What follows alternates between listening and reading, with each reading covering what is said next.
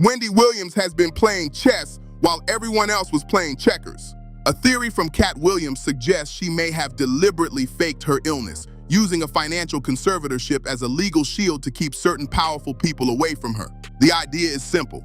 As long as that conservatorship stays in place, she's protected.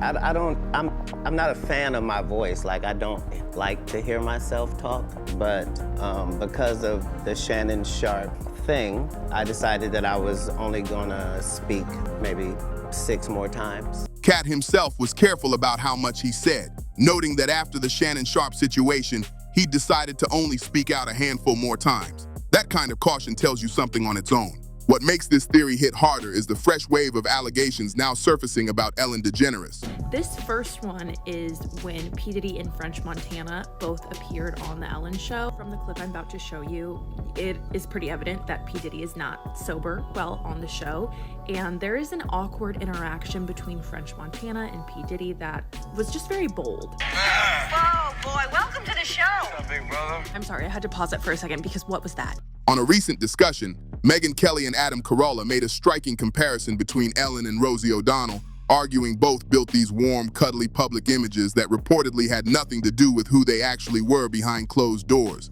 Carolla put it plainly, when someone goes out of their way to seem that sweet, that loving, that impossibly nice, it's usually overcompensation.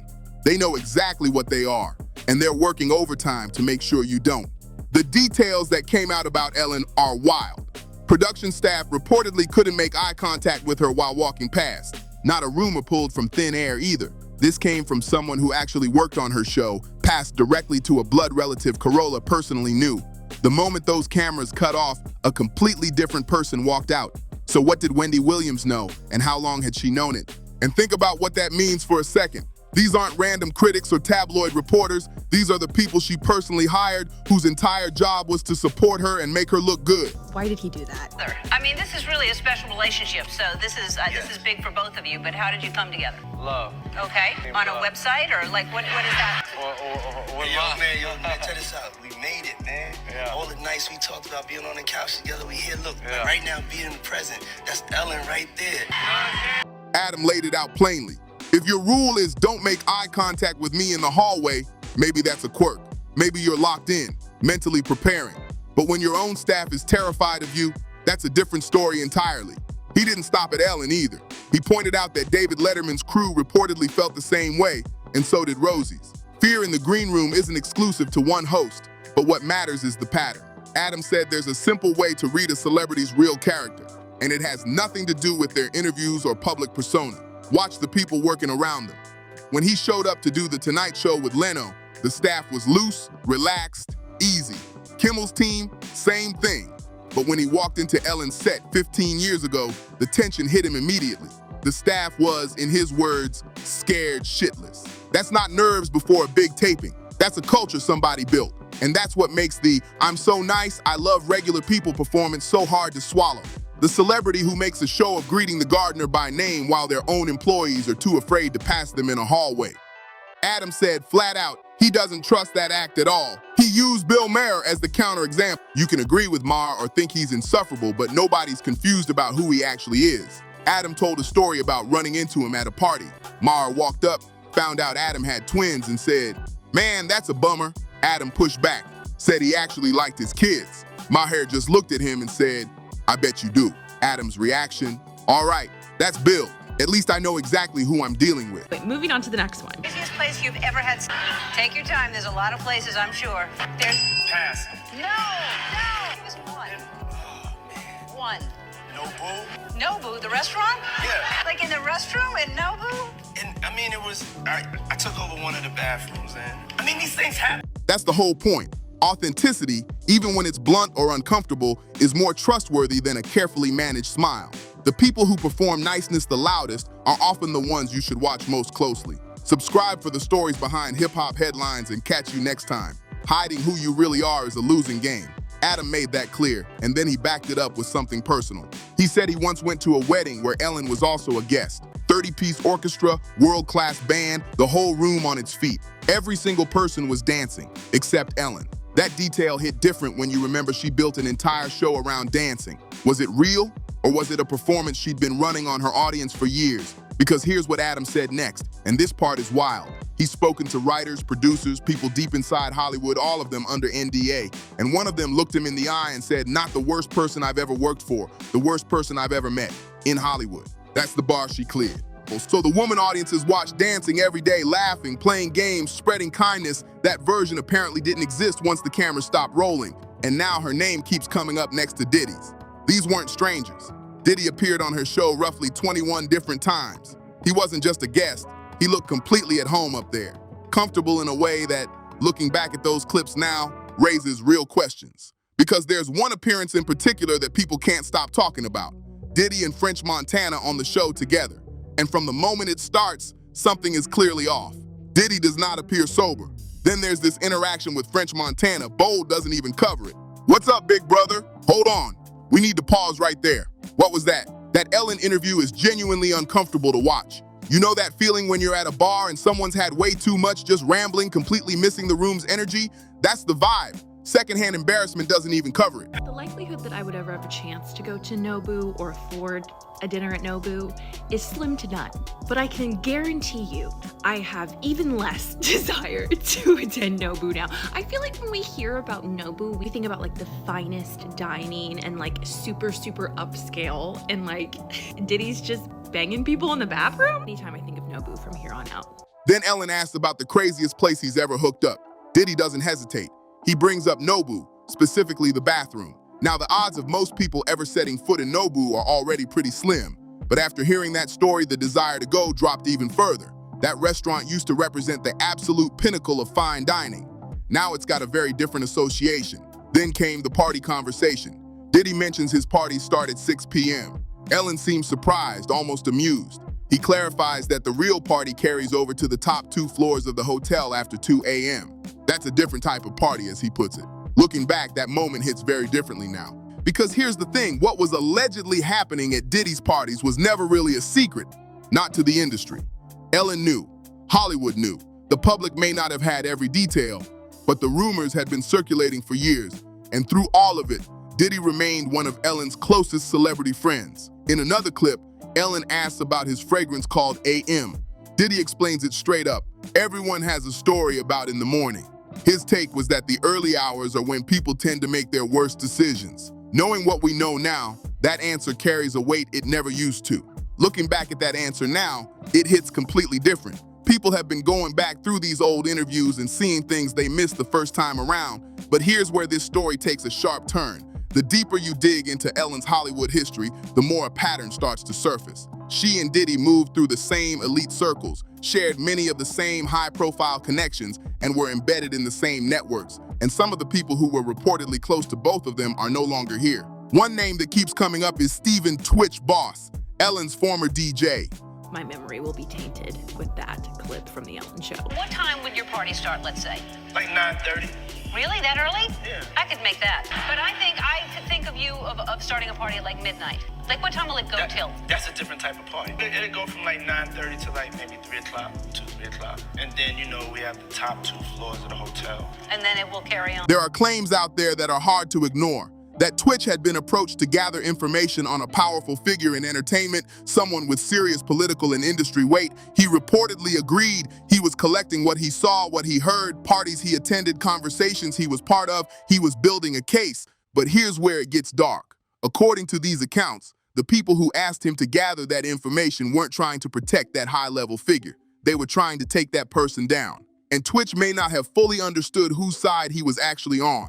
There were reportedly 5 people connected to this. Masculine energy, some female energy, 5 total. People who carried themselves with a certain authority, a certain presence, described almost like figures with crowns, like the kind of weight rappers carry when they walk into a room. And when word got out that Twitch had turned over information, everything changed. The day he went to that motel, he was reportedly told it was just a business meeting.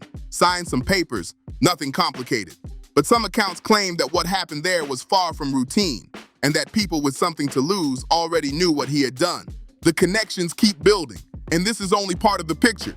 But he had no idea this man was working against him from the inside. People wanted to know exactly what Stephen knew, and Stephen knew plenty. He understood the occult. He felt the undercurrent running beneath everything. His only priority was keeping his family safe, keeping people away from his wife and his kids. That's exactly why she panicked. She knew something was happening, but she didn't fully understand why, and she was certain her husband hadn't chosen this for himself. That's why she went to the police station. She had a gut feeling she couldn't shake, and something told her to go, to report it, to find him before it was too late. She just prayed they wouldn't find him the way they did. He went there to protect her. And even after he was gone, everything she said publicly was aimed at shielding their children because his family had been threatened directly. Diddy's celebrity friends are paying off victims to not be named publicly in his lawsuits. Tony Busby filed his first 6 lawsuits yesterday out of 120 lawsuits that he intends to file against Diddy and other celebrities, but he has told us that there are celebrities that are paying off these victims before their lawsuits are even filed so their names do not go public. Tony Busby said that these celebrities being named alongside Diddy saw. For people who've been following these stories, that's where the rabbit hole opens up. You start pulling threads and you keep running into the same names: Anne Heck, Kim Porter, Andre Harold, and no matter where those threads lead, they keep circling back to one name: Diddy. Since Diddy landed in jail, rumors have been swirling that victims and witnesses are finally ready to talk, ready to name names. But there's a counter move happening in real time. Attorney Tony Busby filed the first 6 of what he says will be 120 lawsuits against Diddy and other celebrities. But here's what makes this even more alarming. He says that before some of those lawsuits even hit the court system, certain celebrities are already paying victims off quietly, so their names never go public. Busby was clear about what he believes these people did. They witnessed it, participated in it, or covered it up for years. Some of them are A-list names. And the moment his office sent demand letters, which is standard procedure in civil cases, many of them immediately moved to settle in silence. He did clarify that not every celebrity on the list is taking that route, but enough of them are to make the pattern impossible to ignore. Tony Busby made one thing crystal clear: he's not rushing to file anything. Every name, every claim, every piece of evidence gets verified before it ever sees a courtroom. Out of 3,000 people who allegedly came to him, he selected just 120, specifically because their evidence was strong enough to hold up in court. Here's what he said in his own words: "In every single case, we collect our data, collect our evidence, do our due diligence, spend time with the victim, and then because it's in the best interest of the victim, we attempt to resolve these matters without the filing of a public lawsuit. We've done that already with a handful of individuals, many of which you've heard of before." He didn't stop there. Busby sent a direct warning to anyone who attended those parties and stayed quiet. If you were in the room, if you knew what was being put in drinks, if you watched it happen and said nothing, or helped cover it up, he's coming for you too. He said they'll try to resolve cases privately first, but if that fails, public lawsuits are coming and they'll be aggressive. And the intimidation doesn't appear to be stopping. Diddy's former personal chef, Chef Jordan, is now accusing him of witness tampering. And he said there are some big A-list named celebrities in this list, but like he said, some of these celebrities have already decided to pay off these victims before the lawsuits get filed in court. He said he had to send demand letters to all of these celebrities, which is a normal process that you were going through for a civil lawsuit. And he said this is when most of them decided that they were going to pay off silently. That way they weren't named in these lawsuits. Tony Busby did say that not all of these celebrities are doing this. She's sharing documents and personal statements explaining why she says she's genuinely terrified. She was originally expected to testify in his federal criminal trial, but prosecutors later cut her from the witness list. She never took the stand, yet her name still surfaced during testimony from Diddy's former assistant, David James. Chef Jordan's testimony goes back to 2008, when she allegedly witnessed abuse firsthand while working inside Diddy's home. She was also prepared to testify about seeing Cassie Ventura after a reported assault in 2009, when Cassie was brought to the London hotel and stayed there for nearly a week. But here's where things get darker. After Chef Jordan testified before a federal grand jury in 2024, she received a text from Diddy's attorney, Aaron Dyer. The message introduced himself as Shah Kolb's attorney, said he'd heard she had been contacted by law enforcement and offered to represent her or help with the situation. Chef Jordan called it what it looked like: witness tampering. And that's not a minor accusation. Witness tampering was already listed as part of the RICO charges Diddy was facing, with prosecutors pointing to multiple separate incidents. This same issue came up during Diddy's first bail hearing, and it's widely believed to be one of the main reasons that bail was denied. Chef Jordan went further than just testifying. She wrote directly to the judge urging that Diddy be held without bail. In the letter, she described a clear pattern of abuse spanning years, identified herself as a witness to what happened to Cassie and to what she says happened to herself on his New Jersey estate. She wrote that everyone who had been subpoenaed was terrified of retaliation, that the past year and a half had been traumatizing, and that releasing him would send a dangerous message to every survivor connected to this case. She closed by asking the judge to consider all victims and witnesses before making a decision. And honestly, hearing this from witnesses who were forced to testify is deeply unsettling. Chef Jordan asked where victims and witnesses are even supposed to go from here. She described the fear of having federal agents show up at her door. She described the shock of receiving a grand jury subpoena. Then she asked the question everyone should be asking. How was the attorney representing the person at the center of a federal investigation able to contact her before investigators had even set up a meeting? How powerful do you have to be to reach over the government like that? Witnessing witness tampering play out in real time is something else entirely. One account on the stand was direct and unflinching. I stand on everything I have always said. Sean Combs assaulted me in 2008 at his New Jersey estate. His executives told her she'd be blackballed if she ever talked.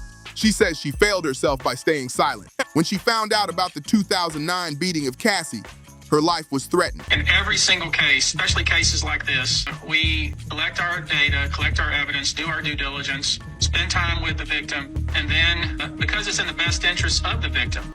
She was told to keep her mouth shut, that she'd be killed if she spoke up. She stayed quiet, and she says she failed Cassie too. The hotel footage that surfaced was from 2016, which means the abuse had been going on for years before anyone outside that circle knew.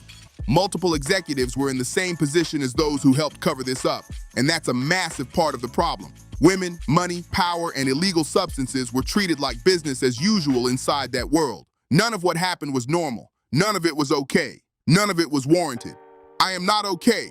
I have not been okay. I do not feel safe. I do not know where to go from here. She stood with Cassie. She said she doesn't understand how this case was handled and that everyone involved has been put in danger. Now compare that energy to how Wendy Williams handled things. Wendy played it completely different. She played the long game, kept herself close, made sure Diddy never saw her as a threat. That wasn't accidental. That was calculated because she'd already felt the reach of his anger firsthand. And Angie Martinez wrote about similar territory in her book years ago. She came back from LA with a Tupac interview in hand, ready to air it on Hot 97. But Puffy stepped in and killed it before it ever hit the airwaves. That's the level of control he had. If Tupac said anything damaging about Puff in that recording, and Puff got wind of it, it was never getting played. Simple as that. Kirk Burrows broke down the Wendy Williams situation when I sat down with him. Wendy got fired from Hot 97 because she had a picture of Puffy and was threatening to put it on air. Here's what actually happened. They were in Cancun, heading out to the island. Some guy walked up behind Puffy and yanked his swim trunks down. Girls nearby caught it on camera and sent the photo straight to Wendy. She told people it looked like a compromising position, something out of gay porn, and she was going public with it. They fired her immediately because she was holding blackmail material on Diddy, and he understood better than anyone what it meant when someone had leverage over you. That was his whole playbook, and now someone had flipped it on him. But here's what's wild. Wendy didn't get buried. She built her wealth, grew her platform, and publicly positioned herself as no threat to him. She was untouchable. And the whole time, allegations about both Diddy and Ellen kept surfacing one after another with no clear origin. So the real question is this: is Wendy the one pulling the strings from behind the curtain? Drop your thoughts in the comments. Subscribe for the stories behind the hip-hop headlines, and we'll see you in the next one.